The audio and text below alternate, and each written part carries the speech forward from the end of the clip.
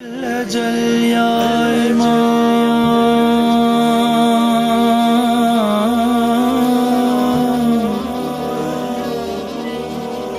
یا امام زمان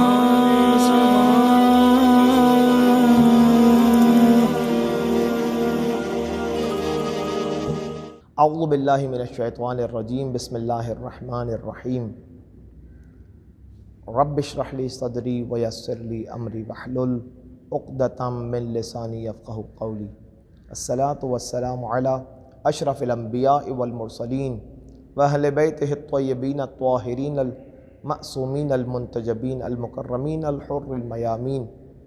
واللعنۃ الدائمۃ علی اعدائہم اجمعین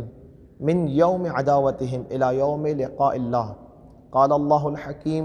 فی کتابہ المجید وفرقانہ الحمید بسم اللہ الرحمن الرحیم انا انزلناہ فی لیلۃ القدر وما ادراک ما لیلۃ القدر لیلۃ القدر خیر من الف شہر تنزل الملائکۃ والروح فیہا باذن ربہم من کل امر سلام ہی حتی مطلع الفجر۔ الحمدللہ ماہ مبارک کے 12ویں دن ہم اس دعا کی طرف آگے بڑھنے کو تیار ہیں کہ جس دعا کو معصوم علیہ السلام ہمیں تاکید فرما رہے ہیں کہ ماہ مبارک کے 12ویں دن یہ دعا پڑھی جائے، کہ جس دعا میں مولا ہم سے ہمارے لیے جو چیز مفید ہے اسے خدا سے طلب کرنے کی طرف دعوت دے رہے ہیں۔ اللہم زینی فیہ بالستر والعفاف، اے خدایا اس دن میں، ماہ مبارک میں اور ماہ مبارک کے 12ویں دن میں پردہ داری اور عفت پاک دامانی سے مزین و آراستہ فرما مجھے، ایسی پردہ داری کہ جس میں خدا نخواستہ اگر میں ماضی میں کچھ گناہ انجام دے چکا ہوں، ان گناہوں کو جن کو تو اچھی طرح سے جانتا ہے، نافرمانیوں کو جن کو تو اچھی طرح سے جانتا ہے، اے خدایا اس دن میں اور اس ماہ میں مجھے ان گناہوں کی وجہ سے رسوا ہونے سے بچا لے، اور پاک دامنی ایسی عطا فرما دے کہ جس پاک دامنی اور پردہ داری اور عفت کے ذریعے سے مجھے مزین فرما، ایسی پاک دامنی کہ جس پاک دامنی کو تو پاک دامنی سمجھتا ہے، ظاہری نہ ہو باطن میں بھی ہو، پاک دامن واقعی بن جاؤں۔ اے خدایا ایسی پردہ داری، گناہ سے دوری اور اجتناب از گناہ، نفرت از گناہ میرے اندر ایجاد فرما دے کہ جس پر تو راضی ہو۔ اے خدایا ہم تیری بارگاہ میں گناہ گار ہیں، اور ایسے گناہ گار ہیں کہ اگر ہمارے گناہ لوگوں کی نگاہوں کے سامنے کھل کر سامنے آ جائیں تو شاید لوگ ہمارے سامنے ٹھہرنے کو تیار نہ ہوں، لیکن اے خدایا تو نے جس طرح سے اب تک ان گناہوں پر اپنی ستاریت کی وجہ سے پردہ داری رکھی ہے، عفت عطا فرما ہمیں واقعی کے دوری از گناہ سے۔ وَاسْتُرْنِي فِيهِ بِاللِّبَاسِ الْقُنُوعِ وَالْكِفَافِ، خدایا مجھے اس دن اور اس ماہ میں لباس قناعت اور کفایت شعاری سے چھپا دے، ایسی قناعت کہ میرے پاس اے خدایا وہ چیزیں کہ جو میرا من کہتا ہے کہ ہوں، لیکن تیری مصلحت یہ کہتی ہے کہ یہ چیزیں میرے پاس نہ ہوں، اور میں ان چیزوں کی طلب میں اپنے اندر سے بے چین اگر ہوں تو مجھے اس بے چینی سے باہر نکال کر مجھے اس حالت ان چیزوں کی ناداری پر ہی قانع اور مطمئن بنا دے۔ دلوں کے اندر اطمینان ایجاد کرنے والا اے خدا تو ہی ہے، اور یہی نہیں لباس قناعت پہنا دے مجھے، یعنی اے خدایا میں اس بات پر راضی ہو جاؤں جو تو نے مجھے عطا کیا ہو، اور تو اس پر راضی ہو کہ ان کے پاس یہی کچھ ہو۔ تو اے خدایا اگر تیرے نزدیک یہی طے ہے کہ ان کے پاس یہی کچھ ہو، اس سے زیادہ نہ ہو، تو اس پر مجھے بھی قانع بنا دے، ایسا قانع اور ایسا قائل اور ایسا مطمئن کہ جس میں میرے اندر فلاں اور فلاں ان چیزوں کے جو میرے پاس موجود ہیں کے علاوہ فلاں فلاں چیزوں کی جو میرے اندر طلب تھی، اس طلب کو میرے اندر سے محو کر دے، مٹا دے، مزمحل کر دے، اور مجھے موجودہ چیزوں پر صابر، قانع اور قناعت کرنے والا بنا دے، تاکہ میں تیری بارگاہ میں مطمئن اور اطمینان کے ساتھ ایک بہترین مومن بن سکوں۔ وَاحْمِلْنِي فِيهِ عَلَى الْعَدْلِ وَالْإِنصَافِ۔ اے خدایا مجھے اس دن میں، ماہ مبارک کے 12ویں دن میں عدل اور انصاف پر گامزن فرما دے۔ میرے ہاتھ سے کوئی ایسا خلاف عدالت، خلاف عدل اور خلاف انصاف کوئی کام نہ ہو جائے۔ عام طور پر ہم اور آپ اگر کوئی کام انجام دے رہے ہوتے ہیں، انصاف کرنے آتے ہیں تو عدل نہیں ہو پاتا، عدل کرنے آتے ہیں تو انصاف نہیں ہو پاتا۔ انصاف کیا چیز ہے اور عدالت کیا چیز ہے؟ عدالت یہ ہے کہ ہر شے کو اس کے معینہ مقام پر رکھا جائے۔ رشتہ داریوں کے اندر دیکھا جائے تو ہر شے کو اس کے مقام پر رکھا جائے، چیزوں کے لحاظ سے دیکھا جائے تو ہر شے کو اس کے مقام پر رکھا جائے، اور اگر امور کو،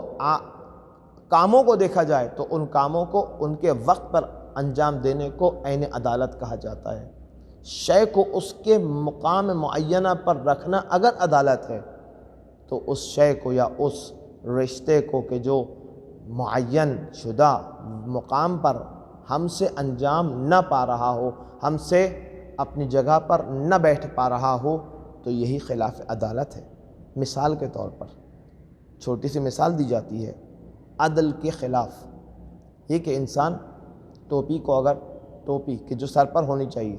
پاؤں کے نیچے اگر رکھ دے تو یہ خلاف عدالت ہے۔ کیوں؟ اس لیے کہ ٹوپی کا مقام پاؤں کے نیچے نہیں ہے، ٹوپی کا مقام، کیپ کا مقام سر کے اوپر ہے۔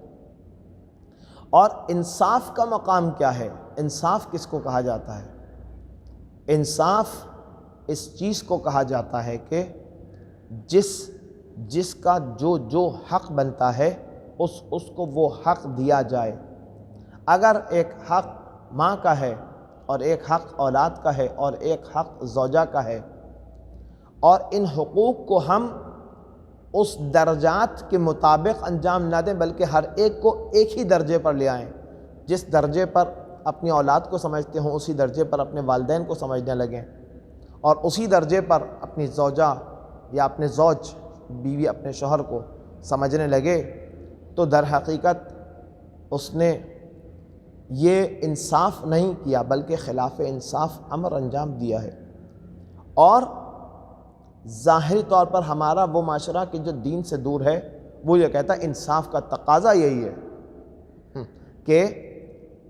گھر کے اندر ایکویلنسی لائی جائے، گھر کے اندر برابری لائی جائے، باعث کہ گھر کے اندر برابری لانا ہی انصاف کے خلاف ہے۔ انصاف، بہترین انصاف وہ ہے کہ جس کا جو حق اور جس کا جو مقام بنتا ہے اس کو وہی حق اور مقام دیا جائے۔ والدین کا کوئی حق اور مقام ہے تو والدین کے حق اور مقام پر اہلیہ کو وہ حق اور مقام نہیں ہوگا۔ والدین کے حق سے ہٹ کر اہلیہ کا کوئی مقام ہے، اس مقام پر اولاد کا حق نہیں ہوگا۔ اولاد کا اپنی جگہ ایک معین اور مخصوص حق ہے۔ اگر اولاد کو والدین کے ساتھ شمار کیا جائے تو یہ خلاف انصاف ہے، اور اگر والدین کو اولاد کے ساتھ شمار کیا جائے تو یہ والدین کے ساتھ ناانصافی ہے۔ تو یہ ایکویلنسی انصاف نہیں ہے بلکہ جس کا جو حق بنتا ہے اسے انصاف کہا جاتا ہے۔ وَآمِنِّي فِيهِ مِن كُلِّ مَا أَخَافُ۔ اے خدایا مجھے امن عطا فرما دے ہر اس امر سے جس سے میں خوف زدہ ہوں، جس سے مجھے خوف آتا ہے۔ خدایا تو اکبر ہے، تجھ سے بڑھ کر اور کوئی نہیں ہے، تجھ سے بڑا کوئی نہیں ہے، اور تو ہی وہ ہے کہ تیری ذات سے خوف کھایا جائے،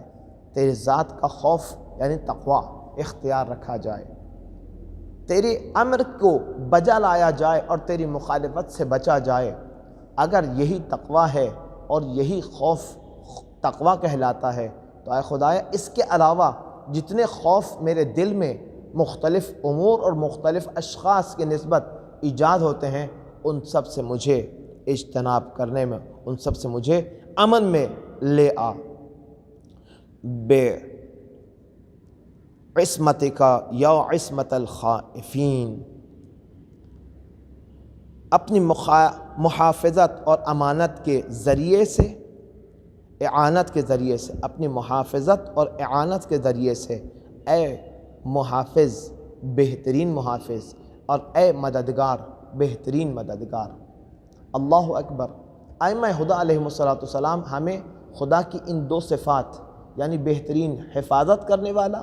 اور بہترین مدد کرنے والا، ایسا مدد کرنے والا کہ جس جیسا مدد کرنے والا کوئی نہیں۔ تو اگر خدا کی ان دو صفات سے ہم اپنے احوال میں شامل حال ہونا چاہتے ہیں، اپنے احوال پر خدا سے ان دو صفات کے ذریعے سے تجلی چاہتے ہیں، تو اے خدایا ہمارے ذریعے سے بھی دوسروں کو امن، حفاظت اور اعانت پہنچا۔ وآخر الدعوانا ان الحمد للہ رب العالمین۔ جل یا امام،